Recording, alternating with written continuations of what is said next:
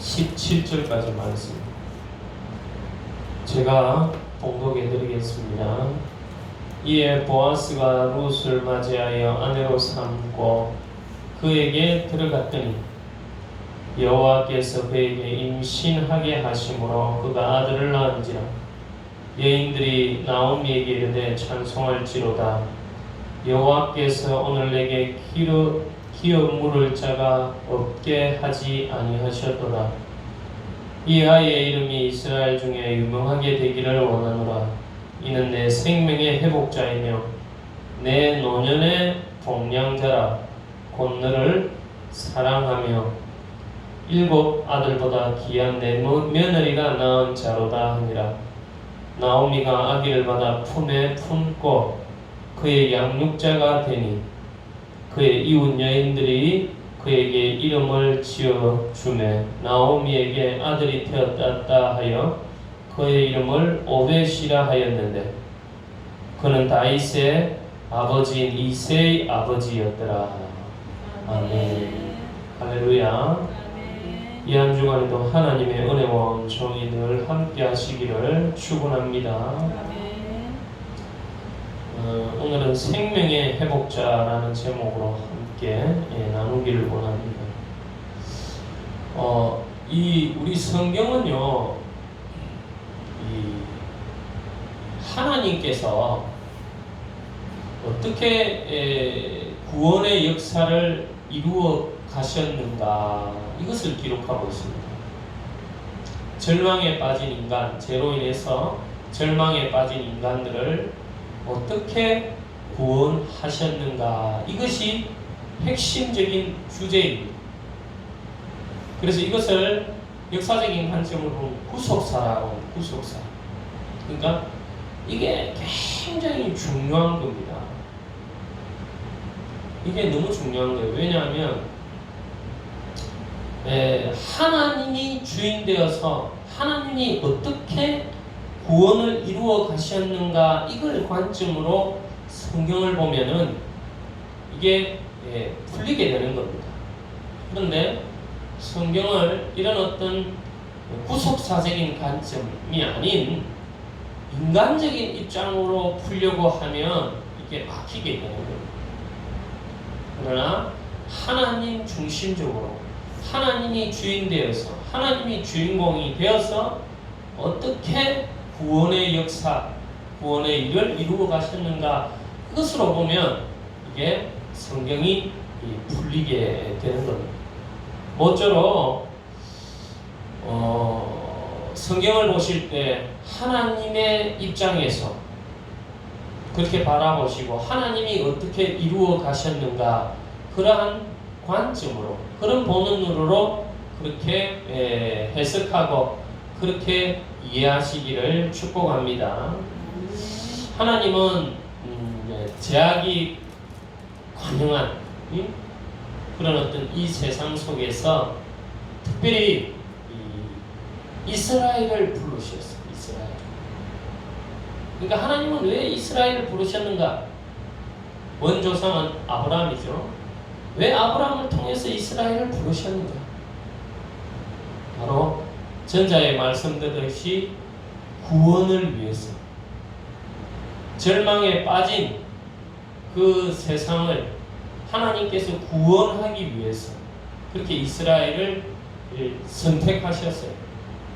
그래서 그들에게 소망을 주신 겁니다.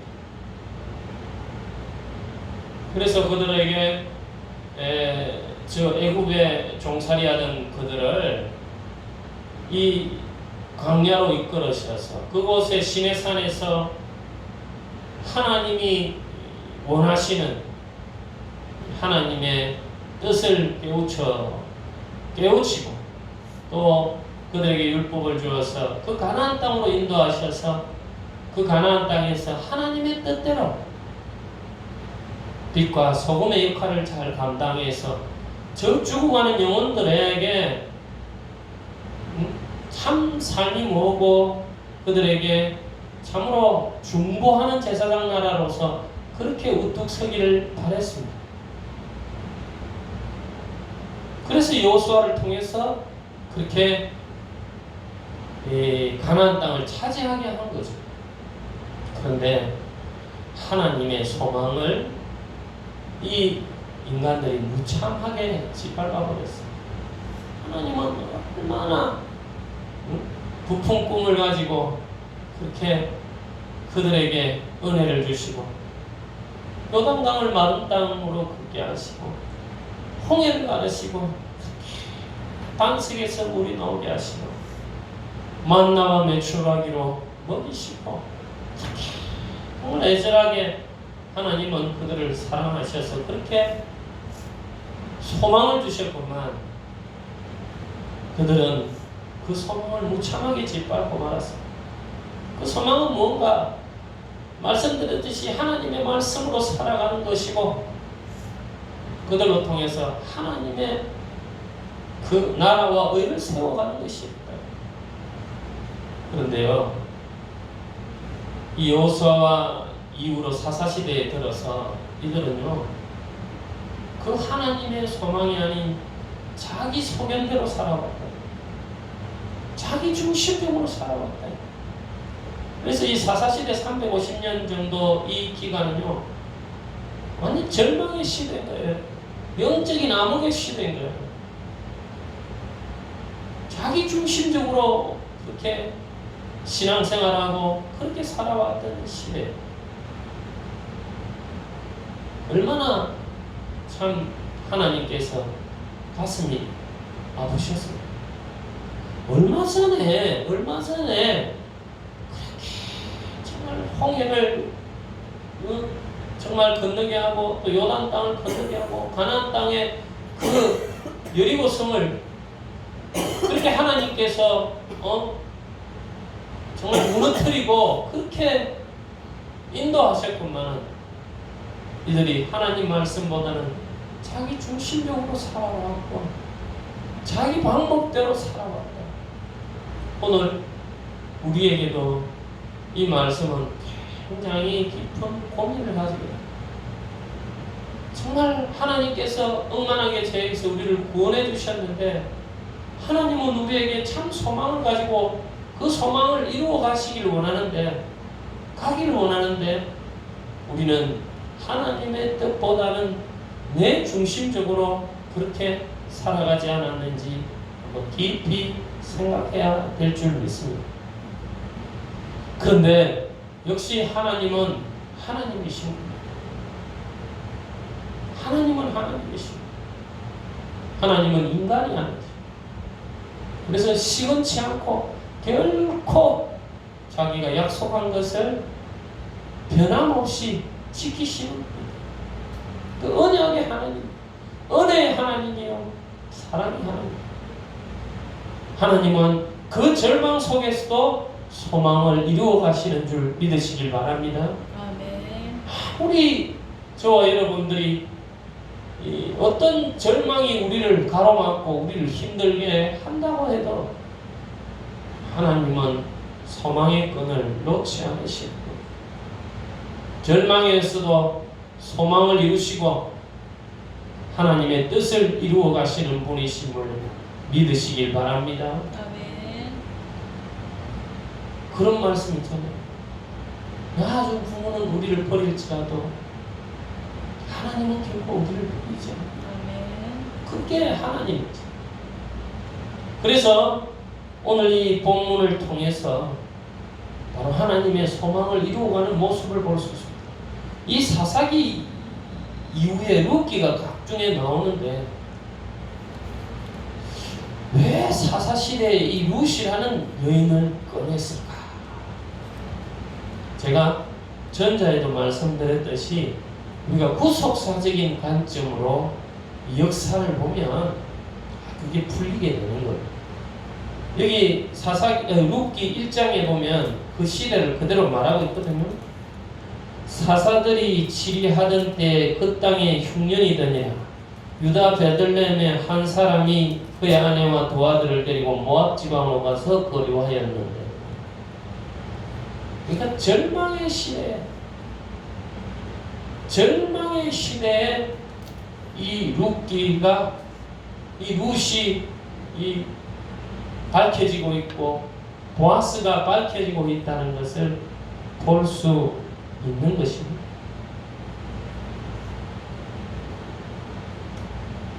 지금 사사시대 그 절망 속에서, 그 영적인 암흑 속에서 엎친 데 덮친 격으로 흉년이 들어와 버렸어.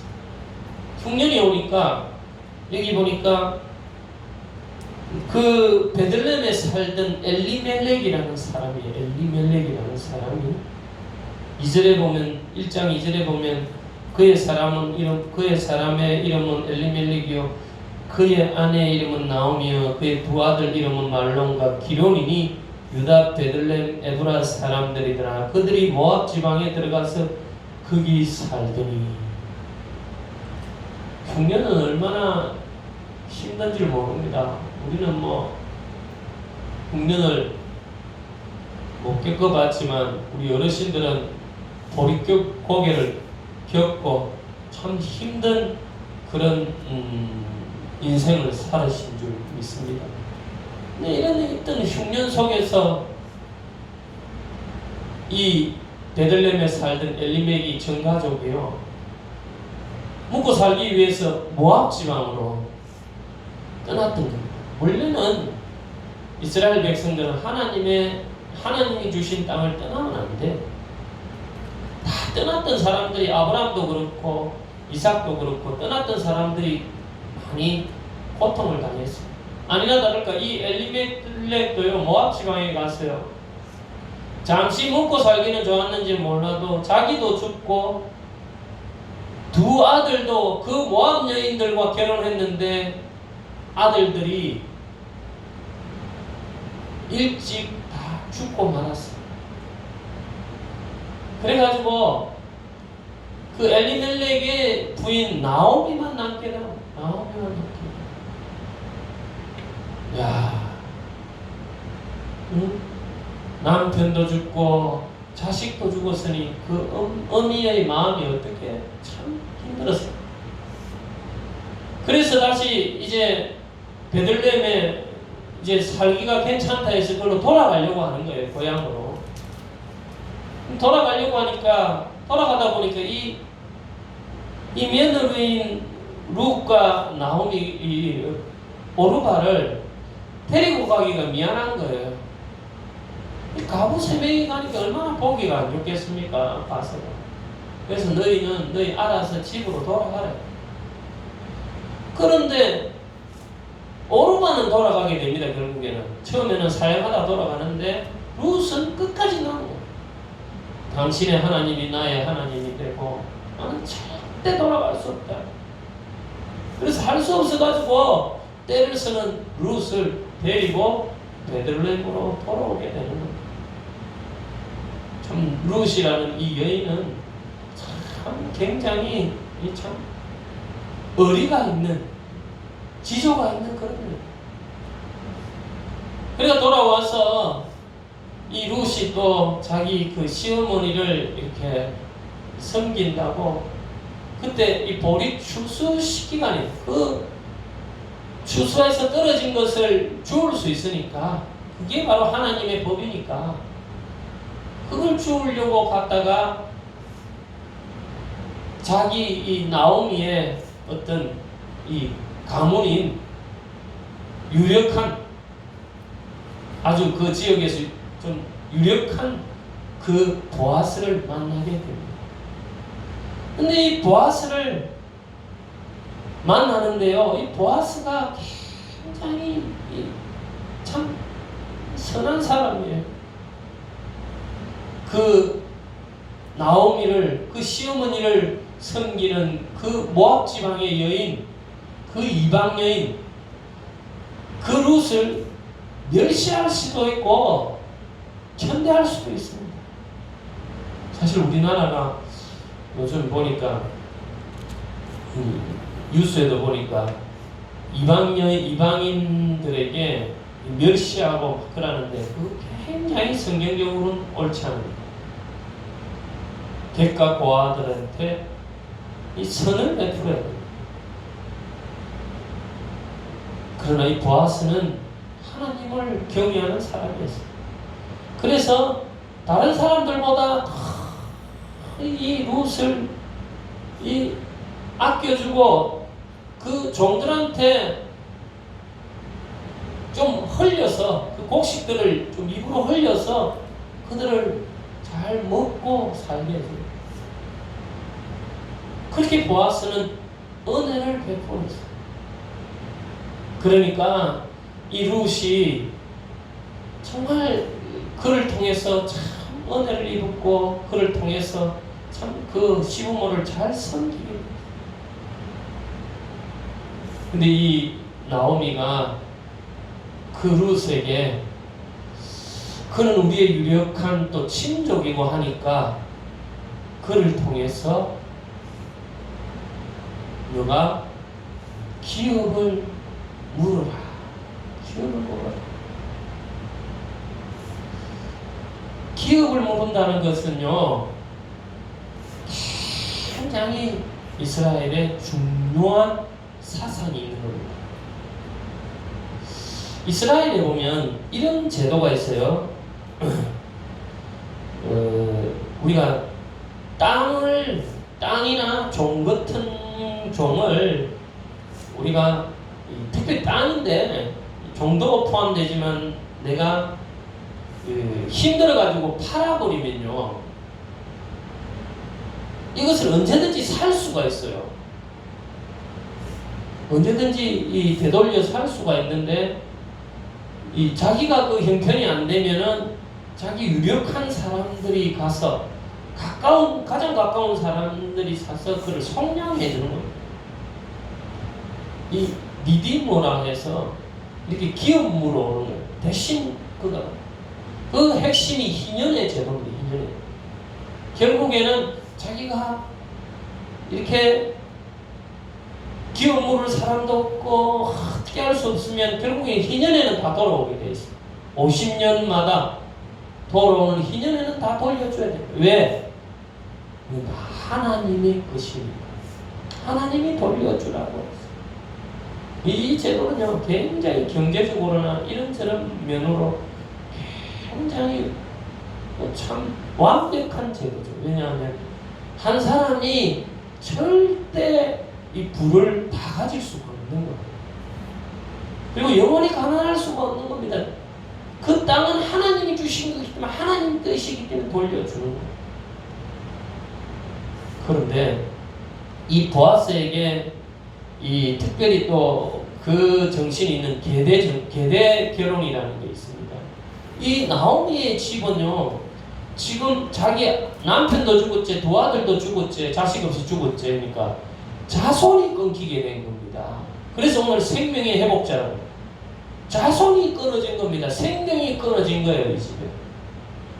이 부계 사회니까 남자가 다 죽었으니까 이게 어떻게 안 되잖아요.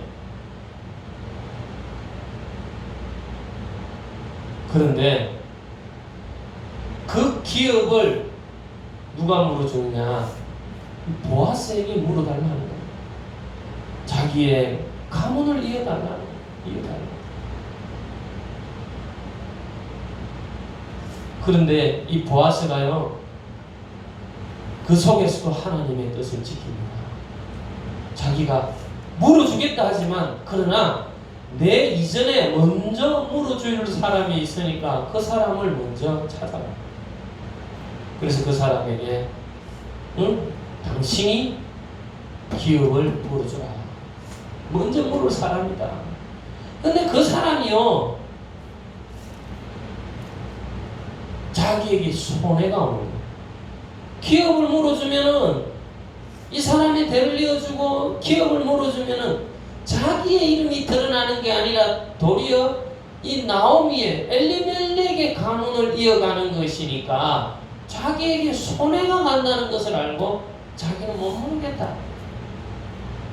그래서 자기가 거부한다는 뜻을 장로들 앞에서 신발을 주는 겁니다. 그러면 자기가 거부했다는 거예요. 그리고 결국에는 그 속에서도 보아스는 그 기업 물을 자 대신에 자기가 기업을 물는 거예요. 그래서 그를 통해서 생명이, 이 엘리멜렉의 집에 생명이 이어지고, 이 나오미의 집에 생명이 이어지고, 생명이 회복되고 하나님의 은혜가 넘치게 되었다 하는 것이 이 룻기의 내용입니다. 아주 해피엔딩이죠. 근데 여기에는 중요한 그런 하나님의 뜻이 있고, 하나님이 이 룻과 보아스를 통해서 하나님의 소망을 이루어가는 그러한 모습을 볼 수 있는 것입니다. 전자에도 제가 말씀드렸지만 이 사사시대는 하나님 중심적으로 살지 않았고 자기 소견대로 살았던 영적인 암흑시대였다. 우리 신앙이 죄송하지만 성경책 들고 다니고 이렇게 교회 문지방 들락날락거린다고 신앙이 좋은 게 아닙니다. 신앙이 좋은 것은요, 하나님 뜻대로 살아가는 것. 그게 아무리 작고 보잘것없는 것 같아도 하나님 뜻대로 살아가는 자를 통해서 하나님은 일하시고 하나님은 기뻐하실 줄 믿습니다. 아무리 겉은 화려하다 해도 하나님의 뜻대로 가지 않는 것은 그 영적 암흑시대라. 북이스라엘이 그랬고, 결국 이스라엘이 전부 멸망하는 역사를 보면 예외가 없었다기보다는 하나님의 뜻을 중심으로 살냐, 이건 우리에게 귀중한 가치를 주고 있는 것. 오늘 우리는 항상 내가 어디에 서 있는가, 하나님 중심적으로 하나님 뜻 위에 서 있기를 축복합니다. 그 절망의 역사 속에서 이 모압 여인, 모압에서 시집온 이 룻은, 그리고 그 절망의 상황 속에서 이 보아스는 한 줄기 빛과 같은 역할을 하고 있는 겁니다. 이스라엘의 그 신앙인들은 땅을 버리고 모압으로 갔지만 도리어 그 속에 있는 모압 여인은 도리어 하나님을 섬기고 그 하나님을 정말 자기 주인으로 섬기고 자기 어머니를, 시어머니를 그렇게 섬기고 하나님의 뜻을 따라 살아갔고, 그리고 보아스는 그 힘든 와중에서도 어려운 여인을 보살피고, 자기가 기업 물을 자로서 순서가 아니지만 그러나 자기에게 손해가 온다 해도 그는 기업을 물어서 그를 통해서 하나님의 뜻이, 하나님의 소망이 이루어지고 있는 것을 볼 수 있습니다. 그래서 여기 보면 그 뒤에 이 베레스의 계보는 하면서 이렇게 놓으면서 오벳은 이새를 낳고 이새는 다윗을 낳았더라. 이 가문에 이 족보를 왜 기록했습니까? 이것은 다윗을 통해서 예수 그리스도가 나오기 때문에 그렇다. 그러니까 이 보아스 같은 사람을 통해서, 룻이라는 사람을 통해서 하나님은 일하시고 그를 통해서 그 예수 그리스도를 이끌어내셔서 진정한 소망을 주셨다는 것을 믿으시길 바랍니다. 구약에 보면 또한 영적인 암흑시대가 나옵니다. 그때는 아합 왕 시대였습니다. 이세벨 여왕, 얼마나 많은 영적인 그런 타락시대죠. 아세라 신, 바알 신, 그 우상들을 섬기게 하고 그렇게 타락한 시대였습니다. 그러나 그 속에서 한 줄기 빛 엘리야를 통해서 갈멜산에서 우리 그 850명의 우상 선지자들을 이기고 그렇게 승리했습니다. 그런데요, 이 엘리야가 이제 다 됐다 싶었는데 이세벨이 자기를 죽이려고 하는 거예요. 요압이. 엘리야가 내가 다 이렇게 했는데 실망에 빠지고 죽음을 생각하게 됐어요. 하나님, 이 시대는 절망입니다. 내가 그렇게 했는데도 이렇게 안 되네요 하고 절망에 빠진 엘리야. 이제 정말 하나님을 섬기는 사람이 없다고 그렇게 말한 그 엘리야에게 하나님은 그럽니다. 바알 신에게, 아세라 신에게 무릎 꿇지 않고 입 맞추지 않은 7,000명을 남겨놓았다고. 아멘. 바로 그들을 통해서 하나님은 일하고 계시다고. 아무리 절망인 상황 속에서도 하나님은 일하고 계시다. 오늘 저와 여러분들을 통해서 하나님은 지금도 일하고 계심을 믿으시기 바랍니다. 어떤 화려한 교회가 아니라 할지라도, 어떤 정말 생각으로서는 이렇고 저렇고 하는 그런 어떤 아픔이 있다 할지라도 그 속에서도 하나님의 뜻을 바라고 하나님의 소망을 바라는 자들을 통해서 하나님은 그 뜻을 이루어가고 계십니다. 그것이 크고 많고가 중요한 것이 아니라 그 속에서도 하나님의 정의를 바라보는 자를 통해서 하나님은 일하시고 하나님의 소망은 이루어지고 있다는 것을 기억하시길 바랍니다. 바로 오늘 룻이라는 여인, 바로 이 보아스라는 이 사람이 바로 저와 여러분이 되시기를 축복합니다. 기도하겠습니다. 살아계시고 은혜로우신 하나님, 이 시대가 절망이라고 하고 다들 영적인 암흑 시대와 같다고 하지만 그러나 아직도 이 시대에 하나님 아버지여 바알 신에게 아세라 신에게 무릎 꿇지 않고 입 맞추지 않은 하나님 7,000명의 용사가 있는 줄 믿습니다. 오늘 저희들이 하나님 그런 용사의 길 하나님 아버지 소망합니다.